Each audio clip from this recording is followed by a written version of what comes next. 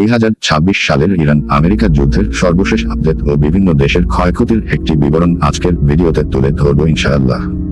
2026 সালের 28 ফেব্রুয়ারি যুক্তরাষ্ট্র ও ইসরায়েল যৌথভাবে ইরানের বিভিন্ন সামরিক ও পারমাণবিক স্থাপনায় বিমান হামলা শুরু করে। হামলার লক্ষ্য ছিল ইরানের পারমাণবিক কর্মসূচি ও ক্ষেপণাস্ত্র ব্যবস্থা ধ্বংস করা। এর জবাবে ইরান ড্রোন ও ব্যালিস্টিক মিসাইল দিয়ে ইসরায়েল ও মধ্যপ্রাচ্যের মার্কিন ঘাঁটিতে হামলা চালায়। আল জাজিরার বর্তমান রিপোর্ট অনুযায়ী ইরানি সবচেয়ে বেশি ক্ষতিগ্রস্ত হয়েছে।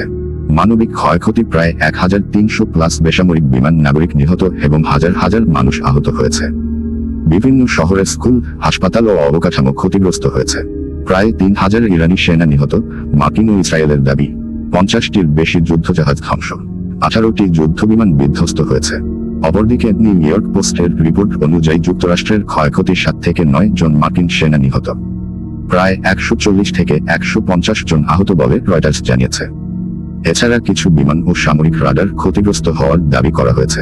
অন্যদিকে ইসরায়েলের ক্ষয়ক্ষতি 2 জন সৈন্য সহ 16 জন বেসামরিক নাগরিক নিহত হয়েছে এবং 2339 জন আহত ও 15টি বিমান বিধ্বস্তের খবর পাওয়া গেছে, যার ফলে অন্যান্য দেশেও ক্ষয়ক্ষতি থেকে বাদ যায়নি।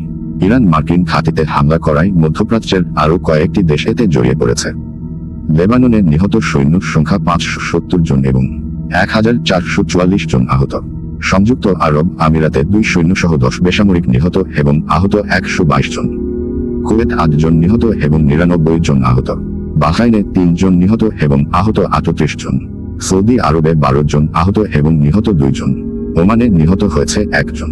কাতারে 16 জন আহত। যুদ্ধের বড় বড় ঘটনার মধ্যে ইরানের সর্বোচ্চ নেতা আয়াতুল্লাহ আলী খামেনি হামলায় নিহত হওয়ার খবর প্রকাশ পায়। ইরান হরমুজ প্রণালী বন্ধ করে দেয়, ফলে বিশ্ব তেলের বাজারে বড় প্রভাব পড়ে। যুক্তরাষ্ট্র 5000 এর বেশি বিমান হামলা চালিয়েছে বলে দি গার্ডিয়ান রিপোর্ট প্রকাশ করে। বর্তমান সর্বশেষ পরিস্থিতি বলতে গেলে যুদ্ধ এখনো চলছে।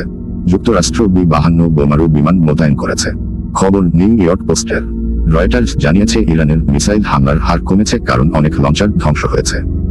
এদিকে উত্তর কোরিয়া ইরানের সাথে একাত্মতা ঘোষণা করে পারমাণবিক অস্ত্রের পরীক্ষা চালিয়েছে। সর্বশেষ সকল গণমাধ্যমে বেনিয়ামিন নেতানিয়াহুর মৃত্যুর খবর ছড়িয়ে পড়েছে। এই যুদ্ধে সবচেয়ে বেশি ক্ষতি হয়েছে ইরানের, তারপর লেবানন ও মধ্যপ্রাচ্যের বিভিন্ন মার্কিন ঘাঁটি থাকা দেশগুলোর। যুক্তরাষ্ট্র ও ইসরায়েল সামরিকভাবে তুলনামূলক কম ক্ষতিগ্রস্ত হলেও সংঘাত এখনও বিস্তার লাভের ঝুঁকিতে আছে। প্রিয় দর্শক, আপনার কি মনে হয়, ইরান আমেরিকা যুদ্ধ কি তাহলে তৃতীয় বিশ্বযুদ্ধের ইঙ্গিত দিচ্ছে? আপনার মূল্যবান মতামত কমেন্ট করে আমাদের জানান। আর ভিডিওটি ভালো লাগলেই লাইক দিয়ে পাশের বেল আইকন বাজিয়ে দিন। ধন্যবাদ।